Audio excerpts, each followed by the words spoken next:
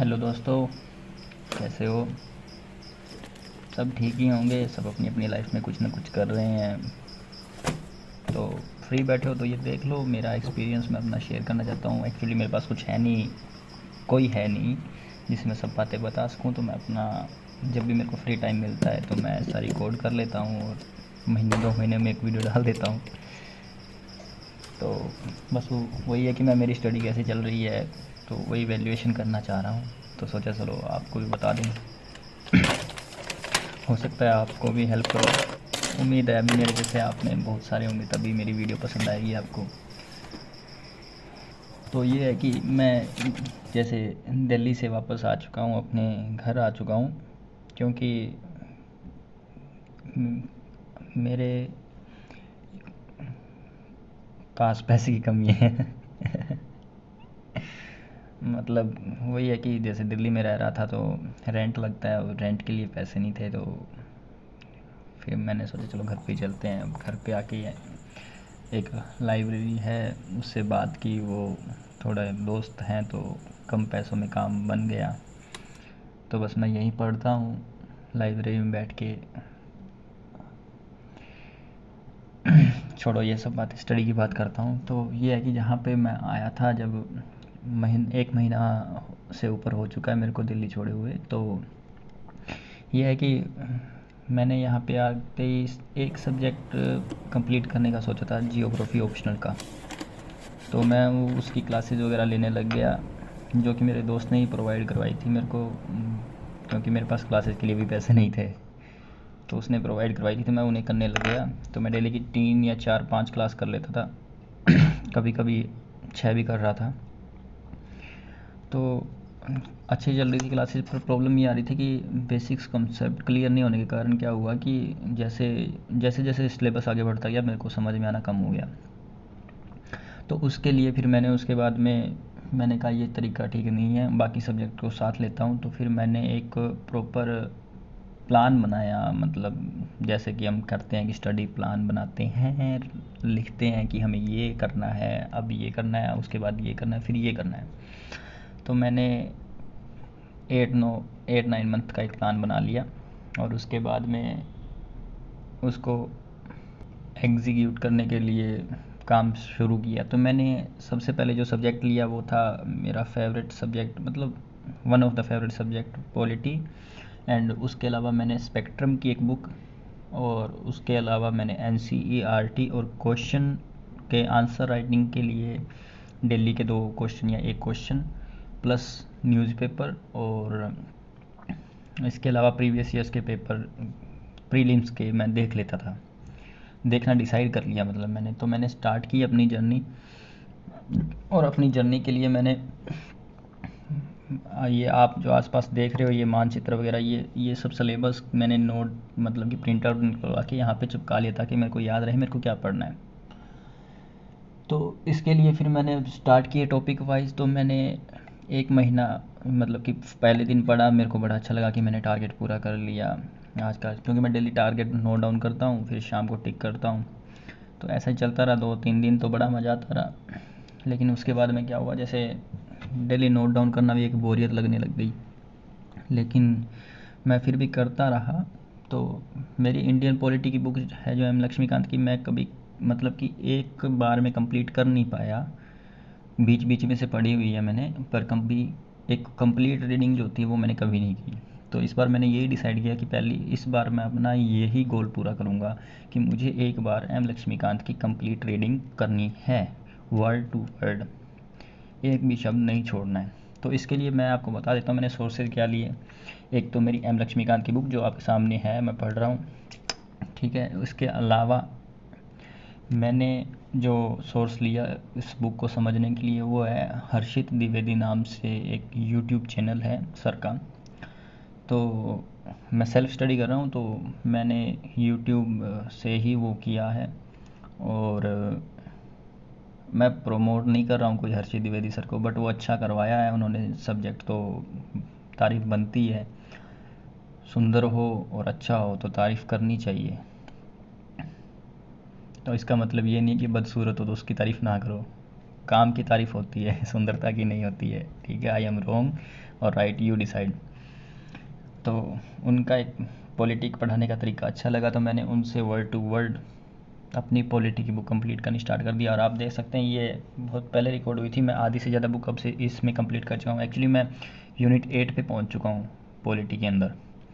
और उसी तरह मॉडर्न हिस्ट्री के लिए जो स्पेक्ट्रम की बुक है वो मैंने सेल्फ ही की, और कुछ वीडियो हर्षित द्विवेदी सर की मैंने मतलब कि देखी थी, जो टॉपिक मेरे को समझ में नहीं आ रहा था। बाकी समझ में आ जाता है, 2-3 बार रीडिंग करनी पड़ती है, लेकिन मेरी फर्स्ट रीडिंग थी स्पेक्ट्रम की, पहली बार रीडिंग थी जो मेरे को पूरी करनी थी, तो उसके लिए भी मैंने वो लिया। तो अब मैं मतलब जो मॉडर्न हिस्ट्री है उसके अंदर अभी मैं कंप्लीट कर चुका हूँ। जैसे कि वो चैप्टर है कि आज़ादी मिलने के बाद के जो चैप्टर हैं कि गवर्नेंस कैसी थी अंग्रेज़ों के टाइम में, या इकोनॉमिक सिस्टम कैसा था, तो मैं अब वहाँ तक पहुँच चुका हूँ, टॉपिक्स तक पहुँच चुका हूँ। तो अच्छी खुशी होती है मेरे को कि मैंने ये कंप्लीट कर ली धीरे धीरे, लेकिन अभी तक वो कंप्लीट हुई नहीं है पूरी तरह से।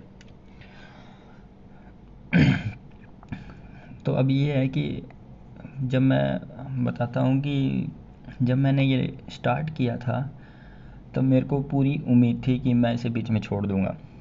सच बता रहा हूँ, मेरे को पता था कि मैं इसको बीच में छोड़ूंगा। मेरे को 100% ऐसा श्योर था कि मैं हमेशा की तरह यही करूँगा।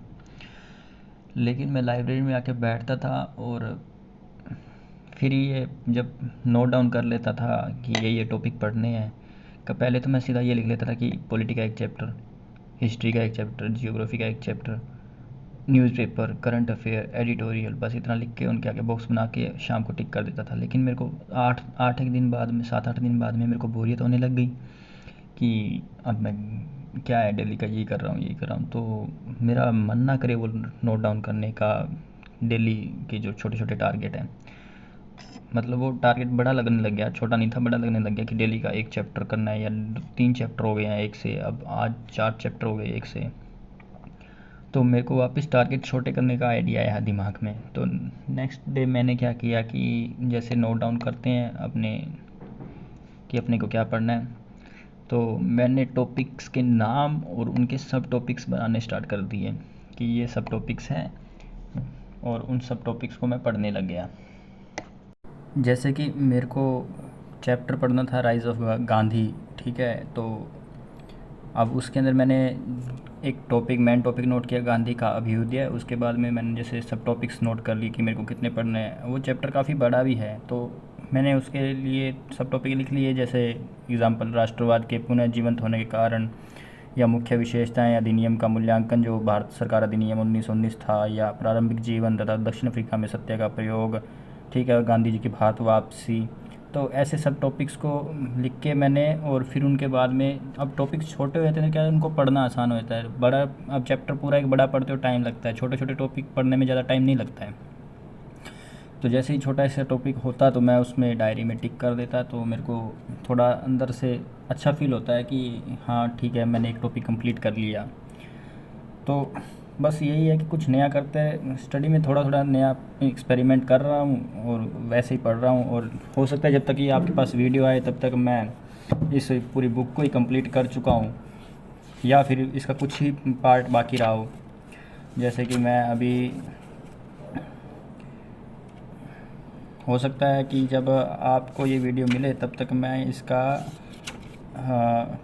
मतलब 9th जो यूनिट है वो कंप्लीट कर चुका हूँ, जिसमें कि सारे एक्ट्स आते हैं। वो मैंने एक्ट्स वाला टॉपिक तो शायद पढ़ ही लिया है, हाँ पढ़ लिया है। और उसके बाद में मतलब कि जो पॉलिसीज़ ब्रिटिश लेके आए थे पॉलिसीज़ इंडिया के अंदर, उनके बारे में भी मैं पढ़ चुका हूँ। तो इसका सबसे बड़ा टॉपिक तो मेरे को वही लगा बुक का जो लास्ट में है, इंडिया आफ्टर नेहरू। हाँ, तो वही टॉपिक सबसे बड़ा लगा मेरे को। बाकी ठीक है, अच्छा तरह से समझाया हुआ उसमें। आज़ादी के बाद यानी 1947 से लेके और कोविड-19 तक की बात उसमें की हुई है।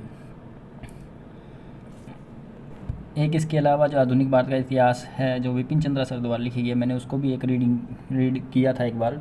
तो उसमें ये जैसे टॉपिक्स है ना, वो है, ये नहीं है कि स्टार्टिंग में सब लिख दिए, इन्होंने लास्ट में टॉपिक्स लिखे हैं और वो है कि जैसे एक मान लो टॉपिक ले लो, एनी बेसेंट के बारे में आपको पढ़ना है, तो इस विपिन चंद्रा वाली बुक में 221 नंबर पेज, 269 नंबर पेज और 287 नंबर पेज, इन तीनों पे आपको एनी बेसेंट के बारे में पढ़ने को मिल जाएगा। मतलब इन्होंने हर पेज का जो मतलब कि अलग अलग पेज का एक कंबाइंड बना के दे दिया कि अगर इस पर्टिकुलर चीज़ के बारे में पढ़ना है तो इन पेज पे ये आपको मिल जाएगा।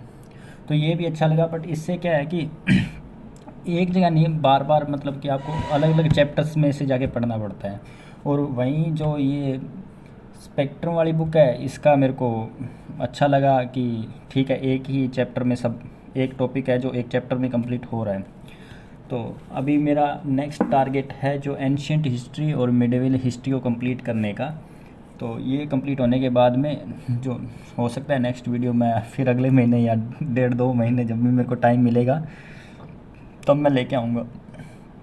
बस मैं यही है कि आपसे भी ये पूछता हूँ कि आपकी स्टडी भी ऐसी होती है क्या? जैसे मेरा एक फ्रेंड है, वो मेरे को बोलता है कि मेरे को डेली उठना है, डेली उठना है, जल्दी उठना है, लेकिन होता क्या है अंत में कि 3-4 दिन वो उठ के पढ़ता है, फिर वो कहता है कि यार मैं बोर हो गया, मेरे से पढ़ा नहीं जा रहा, मेरे बस का नहीं है। तो फिर उसको वही सब बातें बोलनी पड़ती हैं कि समझाना पड़ता है कि अगर इतना ही आसान होता तो सभी यूपीएससी ना कर रहे होते। कुछ तो कारण होगा कि अगर 10 लाख फॉर्म भर रहे हैं तो 5 लाख ही पेपर देने जा रहे हैं, कोई तो बात होगी ना, वरना 10 के 10 लाख पेपर देने जाते हैं। तो हार्ड मेरे को भी लगता है, जैसे मैं सी सेट स्टार्ट करने का सोच रहा हूँ, और प्रॉब्लम ये है कि मेरे को डर लगता है सी सेट से, और मैं उस डर को भगाना चाहता हूँ। लेट्स सी, होप क्या होता है। नेक्स्ट वीडियो में मिलेंगे, तब तक के लिए जय हिंद।